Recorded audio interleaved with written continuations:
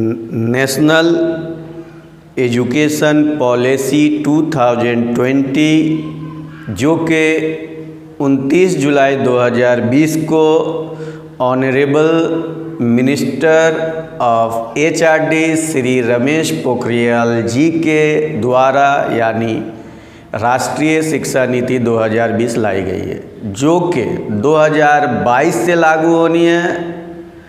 तो अभी घबराने की ज़रूरत नहीं है। इसके मुख्य बिंदुओं को आज हम डिस्कस करेंगे। सबसे पहले हम एजुकेशन पॉलिसी की हिस्ट्री को डिस्कस करते हैं, जो कि आज़ादी के बाद 1968 में सबसे पहले दौलत सिंह कोठारी जी ने पेश किया और उन्होंने ही 10+2 का सिस्टम सामने लाया, जो अभी हम लोगों के सामने है। इसके बाद 1986 में कुछ चेंजेज आए। राजीव गांधी उस वक्त प्राइम मिनिस्टर थे और उस एजुकेशन पॉलिसी का नाम national policy on education NPE रखा गया था और उसमें नेशनल करिकुलम फ्रेमवर्क भी तैयार किया गया था। उसके अंदर में इक्वल एक्सेस पर जोर दिया गया था कि मतलब सभी को इसमें शामिल करना है, हर एक तबका के लोग इसमें शामिल होंगे, हर वंचित तबका को पढ़ाई की तरफ लाना है और NCERT को अमली जामा पहनाने के लिए इस पर जोर दिया गया। लेकिन इसके बाद कोई नई पॉलिसी नहीं तैयार हुई। थोड़ी बहुत 1992 में प्लान ऑफ एक्शन का प्रपोजल आया, जो कि नेशनल करिकुलम फ्रेमवर्क को आगे बढ़ाना था और इंट्रेंस टेस्ट डॉक्टरी, इंजीनियरिंग और भी चीज़ों के लिए चालू करवाया गया। इसके बाद 4 अगस्त 2009 को RTE एक्ट पास किया गया, जिसका मकसद compulsory free education to all the people up to the age of 14 years ये लाया गया 4 अगस्त 2009 को। अब जो है नेशनल एजुकेशन पॉलिसी 29 जुलाई 2020 को जो गई है, इसको 2022 से चालू करके 2040 तक इसके टारगेट को पूरा करना है। इम्प्लीमेंटेशन धीरे धीरे इसको करना है।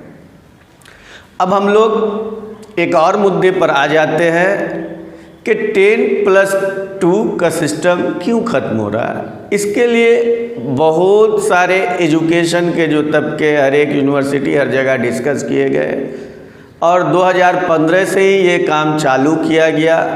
तो 2022 से 10+2 के सिस्टम को हम लोग छोड़ने जा रहे हैं और उसकी जगह 5+3+3+4 की सिस्टम आ रही है।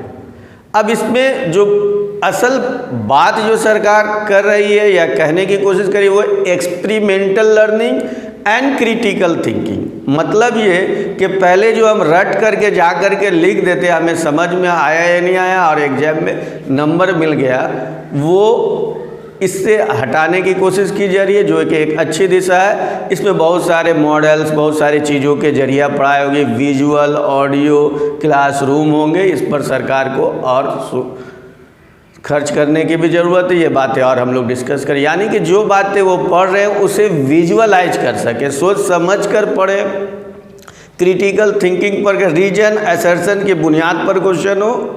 ये नहीं कि याद कर लिया, लिख दिया और हो गया। और इस सिस्टम को गौर से देखते हैं कि इस पॉलिसी में 4 स्टेज दिए गए, मतलब 5+3+3+4 में 4 स्टेज आ गए। तो इस स्टेज को हम लोग धीरे धीरे समझते हैं। तो पहला जो स्टेज है वो है फाउंडेशन स्टेज।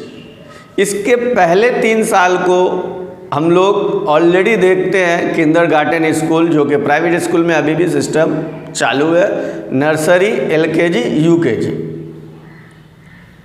या प्ले ग्रुप, LKG, UKG ये कह सकते हैं। तो ये 3 साल इसमें गया और जो 2 साल इसमें 5 का है वह क्लास 1 और 2 इसमें गुजारना, और ये होंगे ECCE pattern. Early childhood care and education, इसमें कोई इम्तिहान नहीं होगा। इसमें केवल ये है कि बच्चे को जाना है स्कूल और उसके मन में ये हो कि मैं खेलने जा रहा हूँ, आनंद पूर्वक जा रहा हूँ, जैसे बाल वाटिका का कॉन्सेप्ट है उस तरह से मैं जा रहा हूँ, मुझे कोई दिक्कत नहीं, मुझे जाना है तो स्कूल ही जाना है, वहाँ खेलना है और पढ़ाई के माध्यम से ही खेलना है। वहाँ टीचर भी गाइड करने के लिए उसको है वहाँ पर। इसे प्राइमरी स्टेज कहा गया है, इसको जो है फाउंडेशन स्टेज कहा गया, प्राइमरी स्टेज नहीं, इसमें कोई इम्तिहान। लेकिन अब तो क्लास 1 2 यहाँ हमारे गुजर गए, अब जो है एक नया स्टेज जो है वो है प्राइमरी स्टेज, जिसे हमारे प्राइमरी स्कूल भी कहते हैं। वो कौन सा क्लास हुआ? 3 4 5। 3 में एक बार इम्तिहान होगा, 5 में भी होगा, बीच में कुछ असेसमेंट टेस्ट होंगे और ये मार्क्स बेसिस पर नहीं है, ग्रेड और परसेंटाइल बेसिस पर होंगे। और इसमें जो इम्पोर्टेंट बात है वो ये है कि प्राइमरी स्कूलिंग या उससे पहले के जो है फाउंडेशन स्टेज, ये सब मातृभाषा, मादरी जुबान, मदर टंग पर आधारित होंगे। Mother tongue will be the medium of instruction, उस पर सोच विचार कर उसी पर है।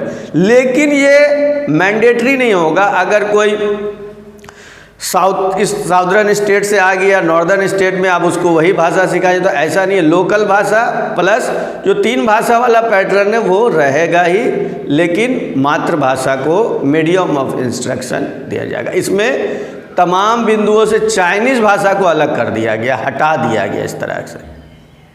और ये प्राइवेट इंग्लिश मीडियम पर भी लागू किया जाएगा कि मातृभाषा सिखाया जाए बच्चों को और उसी में बात करवाया जाए, उसी में समझाया जाए। ये 5th स्टैंडर्ड तक की बात। अब हम लोग चलते हैं इसके बाद के मिडिल स्टेज पर, मिडिल स्कूल, मिडिल स्टेज जो कि 6 7 8। यहाँ एक बड़ी बात सामने आई है कि वोकेशनल कोर्स होंगे।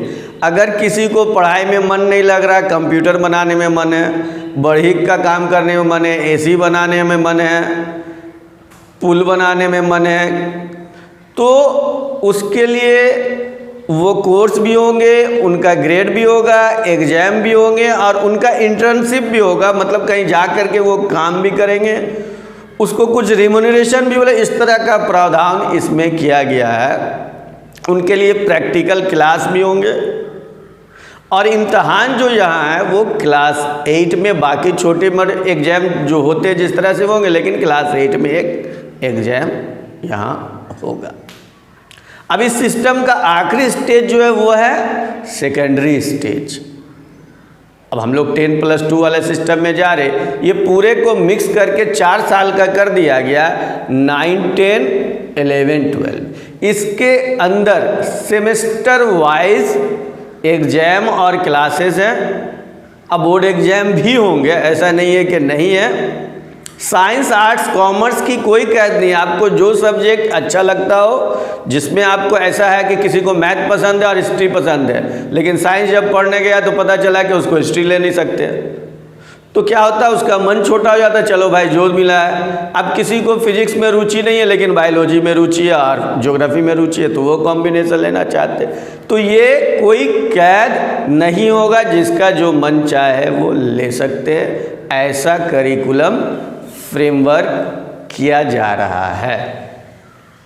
तो अब हम लोग देखते हैं कि जो हम लोग 6 से 14 साल का कोर्स कहते थे, उसको अब कहा जा रहा है 3 से 18 साल का कोर्स। मतलब कि आपको स्कूल में अब 12 साल गुजारने हैं और इसी को 5+3+3+4 का सिस्टम कहा गया है कि 10+2 वाला सिस्टम से अब हम लोग हट रहे हैं। अब हम लोग नए सिस्टम में 2022 से प्रवेश करने की कोशिश करेंगे।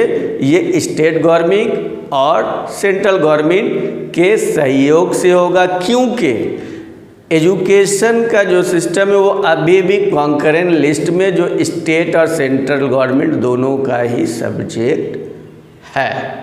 So this is a road map, it is not mandatory कि आपको फॉलो करके ही चलना है और स्टेट गवर्नमेंट या सेंट्रल गवर्नमेंट की कोई बात नहीं चलेगी, नहीं, दोनों के आपसी सहयोग से। अब हम लोग एक और बड़ा जो चेंज है, जो बहुत ही अच्छा चेंज है, अब हम लोग बैचलर्स प्रोग्राम को देखते हैं, यहाँ क्या बदलाव होने जा रहे हैं। पहला ये है कि इसे मल्टी डिसिप्लिनरी सिस्टम कहा गया है कि आप कोई भी साइंस, आर्ट्स, कॉमर्स वाला जो सिस्टम था उससे हट करके आपको जो सब्जेक्ट पसंद है, जिस तरह से पसंद है, आप ले सकेंगे। No hard separation between science, arts and commerce. अब अगर किसी को साइंस का 2 सब्जेक्ट लिया लेकिन आर्ट्स का 1 सब्जेक्ट साइकोलॉजी पसंद है तो वो ले सकते हैं। कोई इंजीनियरिंग कर रहे हैं लेकिन आप ब्रिज बनाने गए लेकिन उसको सोशियोलॉजी की जानकारी नहीं अपना, तो उसका समाज से रास्ता नहीं बन पा रहा, तो वो बेकार इंजीनियर बन जाते थे। लेकिन यहाँ दिया जा रहा है कि अब जुड़िए उससे। और तीसरी जो बात है, ये बहुत ही अच्छे, एकेडमिक बैंक ऑफ क्रेडिट। जैसे हम लोग पैसे के लेन देन में एक तो सिविल स्कोर होता है, उसी तरह एक स्कोर होगा। आपने कौन कौन सा क्रेडिट, कौन कौन सा चैप्टर आपने ख़त्म किया है, एक डिजिटल वे में आपके नाम से एक सिस्टम है। जैसे आपके नाम से बैंक में पैसा कितना कब क्या है, उसी तरह आपने कब क्या पढ़ा नहीं पढ़ा, एक डिजिटलाइज सिस्टम होगा। उसे ABC कहा गया, एकेडमिक बैंक ऑफ क्रेडिट। इसको और डिटेल में हम लोग थोड़ी देर में आप समझ जाएंगे कि ये क्या। आपने ईयर वाइज अब जो है ग्रेजुएशन अब 4 साल का हुआ, इसका मतलब ये कि 3 साल को टोटली हमने छोड़ दिया, उसका पैटर्न को इस तरह से बदला गया। और ये एकेडमिक बैंक ऑफ क्रेडिट किस तरह से काम करेगा इसमें हम लोग बताएंगे। इसे हम ईयर वाइज देखते हैं। अगर किसी वजह से किसी ने पहला साल कंप्लीट किया और पढ़ाई छोड़ दी, या कोई क्रिकेट खेलने चला गया, या कोई काम पर चला गया, किसी की शादी हो गई या उसने पढ़ाई छोड़ दी और दूसरे साल अब उसको स्टार्ट होना है, तो अब वो क्या करेगा? तो पहला साल अगर उसने कंप्लीट किया तो वो सर्टिफिकेट कोर्स हो जाएगा, उसको सर्टिफिकेट मिल जाएगी। अब अगर उसने कोई कंपनी अगर कह रही है कि सर्टिफिकेट कोर्स चल जाएगा तो वो मान्य होगा, उसकी मान्यता होगी, उसको माना जाएगा कि सर्टिफिकेट कोर्स है। दूसरे साल किसी ने कंप्लीट किया, उसे डिप्लोमा माना जाएगा, तो वो भी उसके काम में लग गया। अब दूसरे साल के बाद तीसरा साल किसी ने कंप्लीट किया तो वो ग्रेजुएशन जो चल रहा था वो बैचलर्स की डिग्री कंप्लीट होगी। उसके बाद वो IAS, UPSC ये सारा एग्जाम तीसरे ही साल के बाद से दे पाएंगे। अब अगर किसी को उसमें रिसर्च करना है तो 14 साल है, तो बैचलर्स डिग्री प्रोग्राम 4 साल का हुआ, लेकिन 3 साल भी मान्य हो गए। डिप्लोमा अगर किए तो वो भी आपको काम में लगा, सर्टिफिकेट करने के बाद छोड़ दिए। अब अगर ये ABC किया, एकेडमिक बैंक ऑफ क्रेडिट, आपने डिप्लोमा किया लेकिन 6 महीना पढ़ा, 6 महीना छोड़ दिया, तो वहाँ रिकॉर्डेड रहेंगे आपने कौन कौन सा सब्जेक्ट का कौन कौन सा चैप्टर, कौन कौन सा क्रेडिट आपने पढ़ चुका है, इसको क्रेडिट कहा जाता है। तो वहाँ से आपको कहा जाएगा कि ठीक है आपने ये तो पार कर लिया, अब यहाँ से बीच में शुरू कर लीजिए। तो इसका मतलब ये है कि आप कभी भी आ सकते हैं और कभी भी जा सकते हैं। पहले ऐसा नहीं था, आप जाते थे, आपको क्लर्क साहब ही पहले रोक लेते थे कि भाई आपको कैसे आप शुरू करना है। तो ये एक बहुत ही अच्छी बात है। और अब इसके बाद हम लोग चलते हैं कि ये जो रिसर्च 3 साल और 4 साल वाला का ये बेनिफिट और ये क्या है। तो हम लोग चलते हैं पोस्ट ग्रेजुएट मास्टर्स डिग्री में। जो अभी का जो सिस्टम है ये 2 साल का, लेकिन यहाँ कहा जा रहा है कि अगर आपने 4 साल वाला कंप्लीट कर लिया है तो आपको सिर्फ 1 ही साल में डिग्री मिल जाएगी। चूँकि आपने रिसर्च वाला काम ग्रेजुएशन के स्टेज में ही कंप्लीट कर लिया तो आपके लिए मास्टर्स डिग्री का 1 ही साल लगेगा। लेकिन किसी ने 3 साल कंप्लीट किया, अब वो मास्टर डिग्री में आ रहा, रिसर्च वाला वहाँ नहीं किया, तो यहाँ उनको 2 साल बिताने हैं जो पहले वाले सिस्टम के ही तरह है। और इस तरह से 2 साल में मास्टर डिग्री, तो दोनों तरह का 1 साल किन के लिए जो 4 साल कंप्लीट किए और 2 साल किन के लिए जो 3 साल में है। तो अब आपको ये समझ में आ गई होगी रिसर्च वाला काम। अब हम लोग मास्टर डिग्री के बाद क्या होने जा रहा है, मास्टर डिग्री के बाद फिर ये प्रॉब्लम आती थी एमफिल या पीएचडी। तो अब सरकार ने ये कहा है कि एमफिल को हटा दिया जाए और सीधा पीएचडी को रखा जाए और इसी पैटर्न पर आगे की ओर बढ़ना है। इसको आगे की ओर बढ़ाने के लिए गवर्नमेंट ने बहुत सारे प्रपोजल तैयार किए हैं। उसमें higher education commission of India establish करना है इन्हें, HECI जिसका नाम दिया गया।